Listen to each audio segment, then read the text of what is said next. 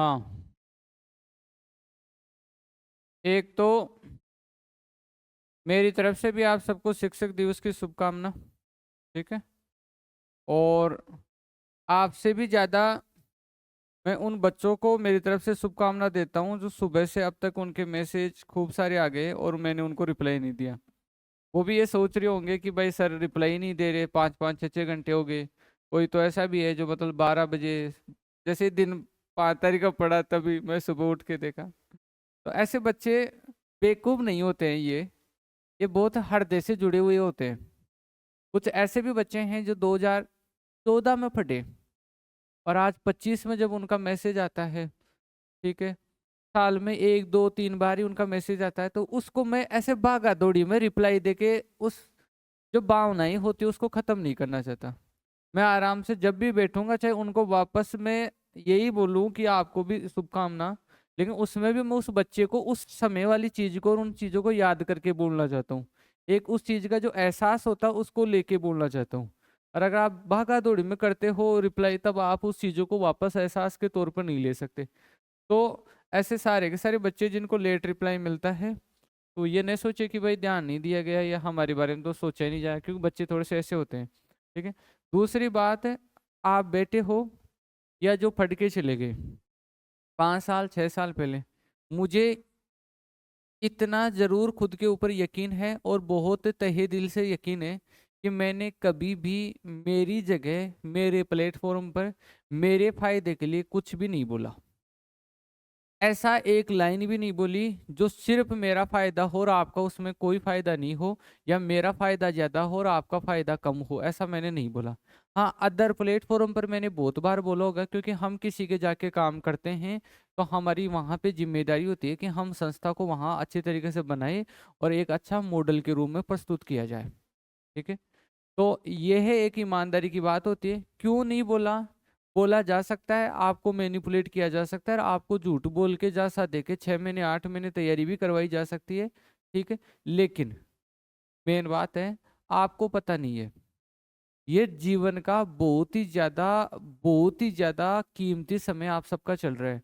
और अगर उस कीमती समय में मैंने 6 महीने 8 महीने आपको अगर झूठ पर बोल के बर्बाद किए हैं आपके, तो मेरे से बड़ा दोषी कोई भी नहीं है।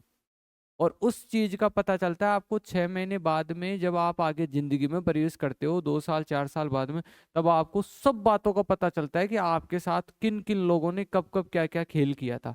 आज तो आप बच्चे हो, अगर 12वीं पास करते बच्चे को मैं बहुत बड़े सपने दिखा दूं और ये कहूँ ये ऐसा कर दूं, और 10 से 15 साल में मैंने उस फील्ड में कुछ किया ही नहीं है, सिंगल सिलेक्शन ही नहीं दिया है, या सिंगल बच्चा ही मेरे से फट के नहीं गया है, तो ये चीज आपके लिए तो चलो है नहीं उस बच्चे के लिए, लेकिन जब वो बच्चा 12वीं पास करेगा वो सोचेगा मेरे कैरियर को चौपट करने वाला ये इंसान है।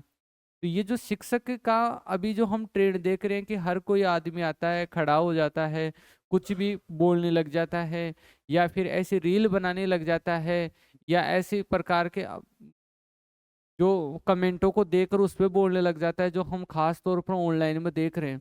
ऐसे लोग अपना बिजनेस चला लेंगे, आप सब लोगों की भीड़ भी इकट्ठा कर लेंगे।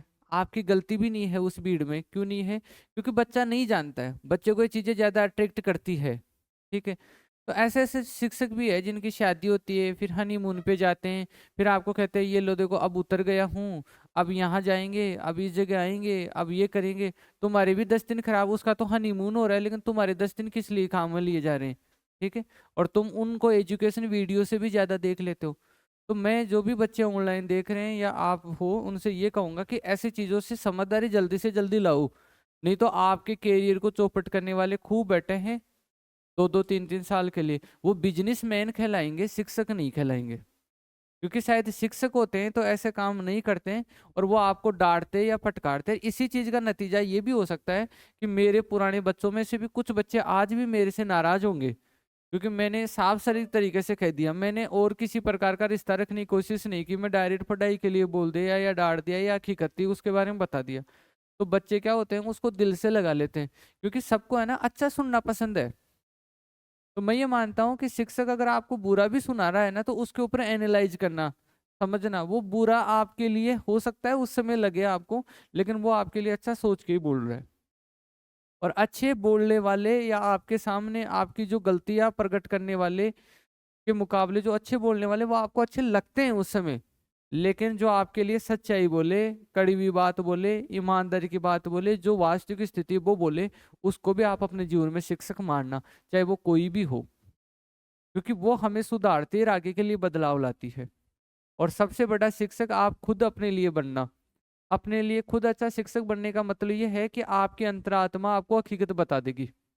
अगर आप उसको टाइम दोगे और उससे बात करोगे ना 5 मिनट अपने आप से कि यार हकीकत बता, मेरी वास्तव में तैयारी कैसी चल रही है, या इस काम में मैं गलत था कि सही था, तो आपको बिल्कुल पता आएगा। इससे धीरे धीरे धीरे धीरे आप में क्या होगा, अंदर के विचारों का शुद्धिकरण होगा, जिसमें आप में क्या होगा कि धीरे धीरे चेंज आएगा, और उसमें आप क्या होगा, अपने आप को सही तरीके से लगा पाओगे, चेंज कर पाओगे।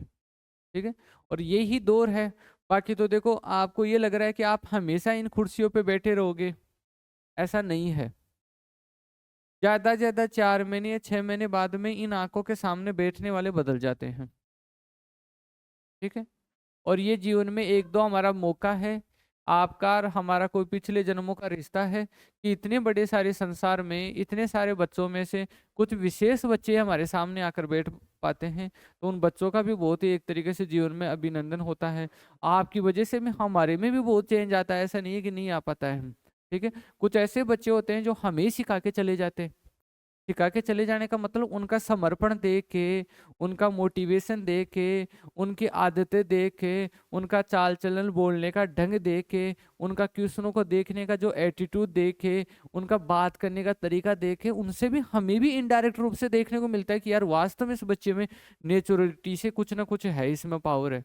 ऐसे बहुत सारे बच्चे आते हैं, चाहे हम आपको चला के नहीं बोल पाते होंगे, लेकिन बहुत बदलाव का फर्क पड़ता है। ऐसे भी बच्चे आते हैं जो थोड़ी चापलूसी टाइप के करते हैं। ठीक है, आपके सामने आके अच्छी सी बात बोलेंगे, किसी दूसरी कोचिंग वाले की बुराई करेंगे, किसी टीचर की बुराई करेंगे, तो ऐसे बच्चे भी सिखा के चले जाते हैं कि देखिए ये अपनी लाइफ ऐसे ही खराब कर रहे हैं। ठीक है ना, तो यही है, सब कुछ सीखना सिखाना ही है एक तरीके से प्रक्रिया। ठीक है, तो अपने आप में बदलाव करते जाओ, अपने मन और मस्तिष्क को तैयार करते जाओ अच्छे से। और कोई कभी कड़वी बात कोई बोला है तो उन सबको माफ भी करते जाना। मेरी भी अगर कोई बात किसी को कभी बुरी लगी है तो उसको भी दिल पे मत लेना, क्योंकि मैंने दिल पे लेके बोली नहीं है कोई बात। ठीक है, हमेशा ही आपके बारे में अच्छा सोचने की कोशिश की है।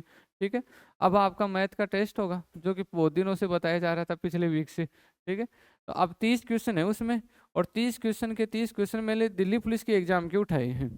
ठीक है, दिल्ली पुलिस के एग्जाम को उठाने का मतलब भाई एसएससी के पर्सन ही हर तरफ लिए जाते हैं लगभग लगभग भर्तियों में। तो वो 30 के 30 क्वेश्चन 30 मिनट में करने की कोशिश करना, उससे भी कम समय में करो तो और अच्छी बात है।